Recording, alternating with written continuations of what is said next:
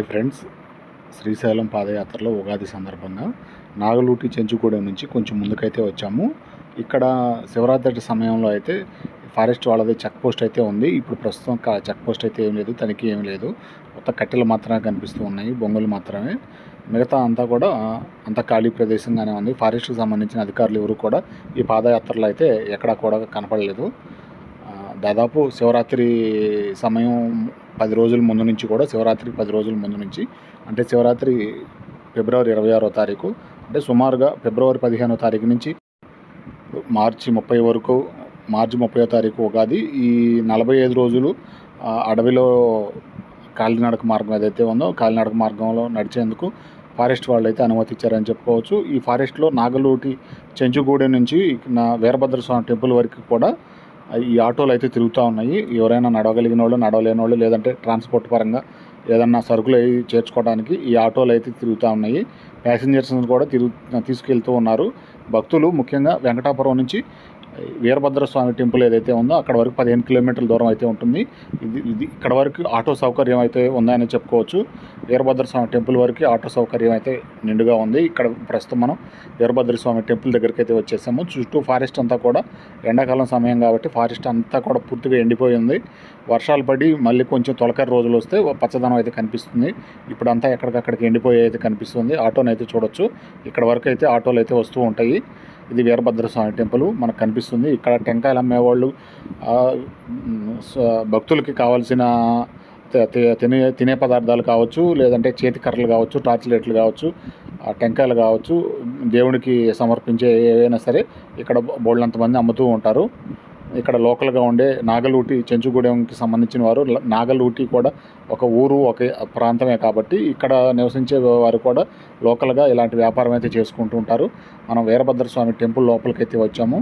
Temple లోపల భక్తులు అయితే ఎక్కువగానే ఉన్నారు. క్యూ లైన్ అయితే ఉంది, కొద్దిపాటి క్యూ లైను. నాగలూటి వీరభద్రస్వామి దేవాలయం అది కనిపిస్తుంది. విగ్రహము సమర్పించిన తేదీ 5/4/2020. సమర్పించిన వారికి సంబంధించి ఆ దాతల పేర్లు అయితే శిలాఫలకం మీద చెక్కారు.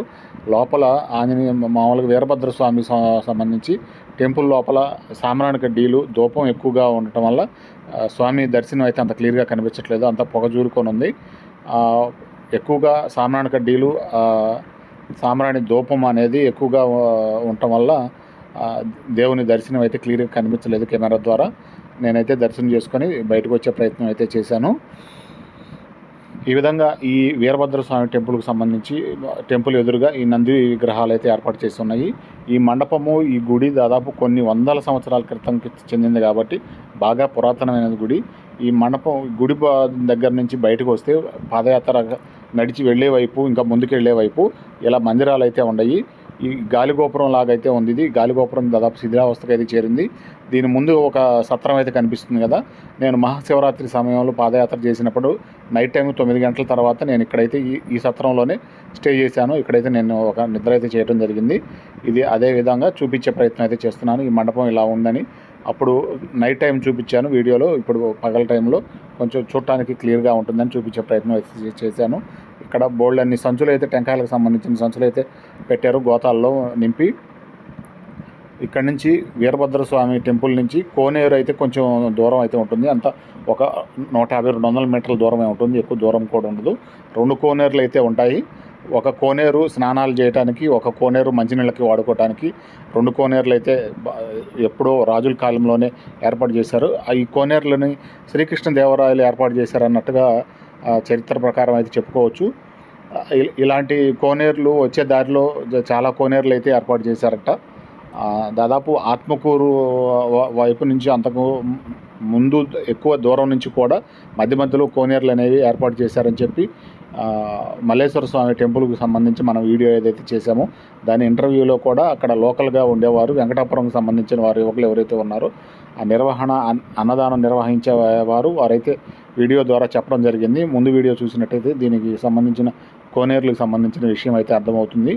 ఇక్కడ ఈ ఫారెస్ట్ అంతా కూడా దాదాపు ఇప్పటి వరకు వెంకటాపురం నుంచి వీరభద్రస్వామి టెంపుల్ వరకు కూడా ఈ కోనేరు వరకు దాదాపు ఈ మెట్ల మార్గం అనేది స్టార్ట్ అయ్యే వరకు కూడా మొత్తం ఇలా నడిచే మార్గం అయితే ఉంటుంది. సుమారు 15 కిలోమీటర్లకి పైన ఎక్కువగా ఉంటుంది. 15 నుంచి 16 కిలోమీటర్ల వరకు ఈ నడిచే మార్గమే ఉంటుంది. ఈ కోనేరు ఎక్కడైతే స్టార్ట్ అవుతుందో కోనేరు దగ్గర అమ్మవారి విగ్రహం ఉంటుంది, వీరభద్రస్వామి విగ్రహం ఉంటుంది. దానికి సంబంధించి అక్కడ అందరూ టెంకాయలు కొట్టుకొని అక్కడి నుంచి మెట్ల మార్గం అయితే స్టార్ట్ అవుతుంది. అక్కడి నుంచి మెట్ల మార్గం ద్వారా నడిచి వెళ్తూ ఉంటారు. ఈ పరంగా చెప్పుకుంటే ఇక్కడ వీరభద్రస్వామి కోనేరు ఏదైతే ఉందో ఈ కోనేరు దగ్గర అన్నదానం అనేది ఎక్కువగా జరుగుతూ ఉంటుంది. శివరాత్రి సమయంలో కూడా అన్నదానం అయితే జరుగుతుంది. ఆ టైంలో నేను నైట్ టైము అక్కడ జర్నీ చేశాను కాబట్టి ఆ టైంలో నేను అక్కడ వీడియో అయితే చూపించలేకపోయాను. ఇప్పుడు ఖచ్చితంగా వీడియో చేయాలనే ఉద్దేశంతో ఇక్కడ ఎవరెవరు అన్నదానం ఎలా నిర్వహిస్తున్నారు ఏంటి దానికి సంబంధించిన వివరాలు చూపించే ప్రయత్నంగా ఇది ఇంకొక వీడియోలో అయితే అన్నదానానికి సంబంధించి వీడియో అయితే పెడతాను. ప్రస్తుతానికి ఇప్పుడు కోనేరు వరకు వెళ్ళి కోనేరు దగ్గర నుంచి అక్కడ ఉన్న వసతులు కొద్దిపాటిగా చూపించి మిగతాది అన్నదానానికి సంబంధించి అన్నదానం నిర్వహించే నిర్వాహకులు వారి మాటల్లో ఇంకొక వీడియోలో చూపించే ప్రయత్నం అయితే చేస్తాను. భక్తులు అయితే చాలా ఎక్కువగానే నడుస్తున్నారు, పాదయాత్రికులు అని చెప్పుకోవచ్చు. ఇక్కడ వెహికల్స్ కూడా చూడవచ్చు. ఒక టాటా సఫారీ ఒకటి కనిపిస్తుంది, స్కార్పియో కనిపిస్తుంది, స్కార్పియో తర్వాత ఆటో కనిపిస్తుంది. ఇక్కడ ముఖ్యంగా భక్తులకి ఏదైనా ప్రమాదం జరిగితే 108 అంబులెన్స్ ఎమర్జెన్సీ సర్వీస్ కూడా అయితే పెట్టడం జరిగింది. అంబులెన్స్ కూడా చూడొచ్చు. 108 చాలా క్లియర్గా అయితే కనిపిస్తుంది. ఇక్కడ లారీ కనిపిస్తుంది కదా, లారీ దగ్గర ఫ్రీ మెడిసిన్ కూడా అయితే ఇస్తున్నారు. ఇదంతా కూడా కర్ణాటక, మహారాష్ట్ర వారికి సంబంధించి ఎక్కువగా నిర్వహిస్తూ ఉంటారు. ఈ ముందు నేను చేసిన వీడియోలో రామాలయం వద్ద కర్ణాటక వారు నిర్వహిస్తున్నారు. ఇప్పుడు మనకి కనిపించేది ఏదైతే ఉందో ఇది మహారాష్ట్ర వారు అయితే నిర్వహిస్తున్నారు. ఇక్కడ ఈ చెట్టు చూసుకుంటే ఈ చెట్టు చాలా పెద్దదిగా అయితే ఉంది. చెట్టు కింద మొదలు భాగంలో పెద్ద త్వరలాగైతే ఏర్పాటు అయ్యి ఉంది. అది సహజంగా ఏర్పడిన త్వర. ఏదైనా వర్షాల టైంలో ఎవరైనా ఇక్కడ లోకల్గా ఉండేవాళ్ళు అట్లాంటి త్వరల్లో కూర్చొని వాళ్ళు కాపాడుకుంటూ ఉంటారు వర్షానికి తడవకుండా. అట్లాంటి చెట్లు అయితే చాలా పెద్ద పెద్ద చెట్లు అయితే చాలా బోల్డని కనిపిస్తూ ఉంటాయి. ఇక్కడ ఇంకా ఆటోలు కూడా కనిపిస్తున్నాయి. పక్కన ఇంకొక లారీ కూడా కనిపిస్తుంది. ఇంత దూరము దాదాపు 15-16 కిలోమీటర్లు వెంకటాపురం మెయిన్ రోడ్ నుంచి 15-16 కిలోమీటర్లు వీళ్ళు మెటీరియల్ అయితే తీసుకొని వచ్చి ఇక్కడ అన్నదానం అయితే నిర్వహిస్తున్నారు. పక్కన బియ్యం సంచులు కూడా అయితే బోల్డని కనిపిస్తున్నాయి. పెద్ద లాట్ అయితే ఏర్పాటు చేశారు. ఇదంతా కూడా అన్నదానం జరిగే ఏరియా. ఇక్కడ టెంకాయలకు సంబంధించి కూడా బోల్డన్ని వ్యాపారస్తులు, వీళ్ళు లోకల్గా ఉండే చెంచులు సంబంధించిన వారు, గిరిజనులు లేదంటే అటవీ ప్రాంతానికి సంబంధించిన ట్రైబల్స్ ఎవరైతే ఉంటారో వీళ్ళు వీటిని అమ్ముకొని జీవనాధారంగా కొంత ఆర్థికంగా సంపాదించుకుంటున్నారనేది చెప్పుకోవచ్చు. ఇక్కడ వాటర్ సదుపాయం కూడా చాలా బాగుంటుంది. ఇక్కడ ముఖ్యంగా ప్రధానంగా స్నానానికి సంబంధించి ఒక కోనేరు, మంచినీళ్ళు తాగడానికి ఒక కోనేరు, విడివిడిగా కోనేరులు ఏర్పాటు చేయడం వల్ల ఇక్కడ అన్నదానానికి కూడా నిత్యం 24 గంటలు నీటి సదుపాయం అయితే పుష్కలంగా ఉంటుందని చెప్పుకోవచ్చు. ఇక్కడ బోరుతోటి అసలు అవసరమే లేదు. బోరు కానీ బోరింగ్ కానీ అవసరమే లేదు. ఈ కోనేట్లో ఉన్న నీళ్ళే ఎన్ని వేల మంది, ఎన్ని లక్షల మంది వచ్చినా కూడా ఈ కోనేట్లో నీళ్ళే సరిపోతూ ఉంటాయి. ఈ ప్రధానంగా కనిపిస్తుంది కదా ఈ కోనేరు అయితే తాగునీటి కోనేరు. పక్కన కనిపించే ఆ పెద్ద కోనేరు ఏదైతే ఉందో అదైతే స్నానాలు చేసే కోనేరు. ప్రస్తుతానికి ఇక్కడ టెంకాయలు అందరూ కొట్టి భక్తులైతే ముందుకు మెట్ల మార్గం ద్వారా సాగిపోతున్నారు. ప్రస్తుతానికి ఈ వీడియోనైతే ఇంతటితో ముగిస్తున్నాను. మరొక వీడియోలో కలుద్దాము. ధన్యవాదాలు. Thank you.